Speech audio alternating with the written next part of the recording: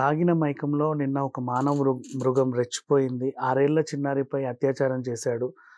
So, ఇక అసలు వివరాల్లోకెళ్తే తెలంగాణ ఆసిఫాబాద్ మండలం దాహేగాం అనే ఒక ఏరియాకి చెందినటువంటి దంపతులు. వీళ్ళు పెద్దపల్లి మండలంలో సుల్తానాబాద్‌కి చెందినటువంటి కాట్నపల్లి అనే ఒక చిన్న ఏరియాలో రైస్ మిల్లులో కూలి పని చేస్తున్నారు. అండ్ వీళ్ళకిద్దరు పాపలు.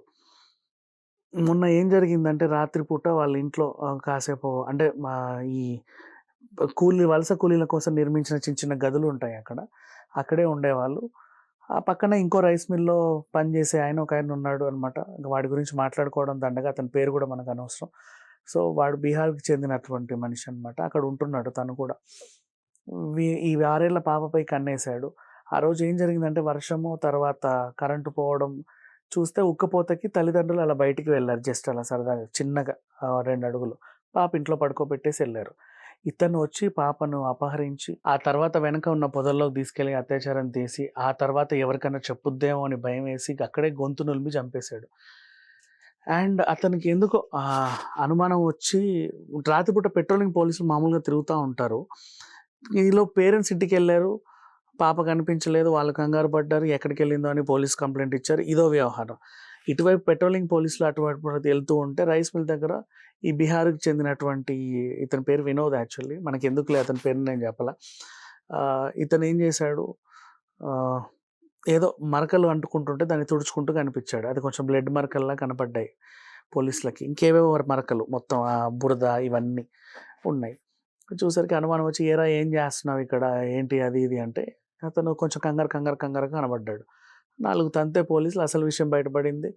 ఇట్లా అమ్మాయిని అపహరించినట్టుగా ఒప్పుకున్నాడు. అండ్ నెక్స్ట్ డాగ్ స్క్వాడ్‌లు రంగంలోకి దిగిన తర్వాత కూంబింగ్ ఆపరేషన్‌లో ఇంకో 2 అనుమానితులు పట్టుబడ్డారు. వాళ్ళని తీసుకొని విచారిస్తే, లేదండి మేమందరం కలిసి కూర్చొని మందు తాగాము, మద్యం సేవించాము, అలాగే గంజాయి కొట్టాము. ఆ తర్వాత ఎవరిళ్ళకి వాడు వెళ్ళిపోయాము. వీడేం చేస్తాడో మాకు తెలీదని చెప్పుకొచ్చారు. అంటే ఆఫ్‌కోర్స్ ఆ గంజాయి తాగిన మత్తులో తనకు ఆ పాప మీద కన్నేసి తన్ని తీసుకెళ్ళి ఈ చంపేశాడు. ఈ వ్యవహారం తెలిసిన తర్వాత తెలంగాణ చౌక్ దద్దరిల్లిపోయిందని చెప్పుకోవాలి. మొత్తం ప్రజా సంఘాలు రాష్ట్ర వ్యాప్తంగా అందరూ బయటికొచ్చి మా హ్యూమన్ రైట్స్ వాళ్ళు గాని అందరూ బయటికొచ్చి వీళ్ళని కిరాతకంగా చంపాలి నిందితుడిని. అండ్ అలాగే ఎన్‌కౌంటర్ చేయాలి. మాకు అప్పచెప్పండి మేము చూసుకుంటాం. ఈ విధంగా మాట్లాడుతున్నారు. ఇక తల్లిదండ్రుల రోదనైతే మిన్నంటింది. అండ్ ఇక చెప్పుకోలేము. 6 ఏళ్ల పాపని వాళ్ళేదో పెంచుకుంటూ కూలి పనులు చేసుకుంటూ కూడా పాపను పెంచుకుంటూ వస్తున్నారు.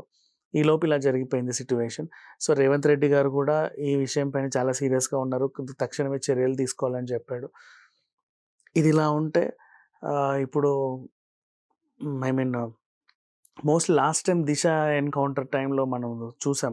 సేమ్ అలాగే వీళ్ళని కూడా ఎన్‌కౌంటర్ చేయాలని చెప్పేసి చాలామంది డిమాండ్ చేస్తున్నారు. మరి చూడాలి ప్రభుత్వం ఇన్‌కేస్ 'దిశ' ఎన్‌కౌంటర్ టైంలోనే మళ్ళీ వీళ్ళని అలా ఎలా చేస్తారు అని చెప్పి వాళ్ళని క్వెషన్ చేసి ఇప్పటిదాకా కేసు నడుస్తుంది. అండ్ ఈ విషయంలో మాత్రం వీళ్ళు తీసుకుపోయింది ఇప్పుడు తెలంగాణ ప్రభుత్వం కొత్తగా ఏర్పాటయిన తర్వాత జరిగిన ఫస్ట్ ఇన్సిడెంట్ ఇది. మరి ముఖ్యమంత్రి గారు కూడా చాలా సీరియస్‌గానే ఉన్నారు. ఎందుకంటే ఆయనకు కూడా తెలుసు ఇలాంటి వ్యవహారం చాలా సున్నితమైనవి అని చెప్పేసి. అందుకే ఇప్పుడు వీళ్ళకి మాత్రం కఠినంగా శిక్షలు పడే అవకాశం ఉంది. జైల్‌లో కూడా చాలామంది వీళ్ళని కొట్టి చంపేస్తారు. ఎందుకంటే ఇట్లాంటి వాళ్ళని చాలా భద్రత ఏర్పాటు చేసి తీసుకెళ్తారు.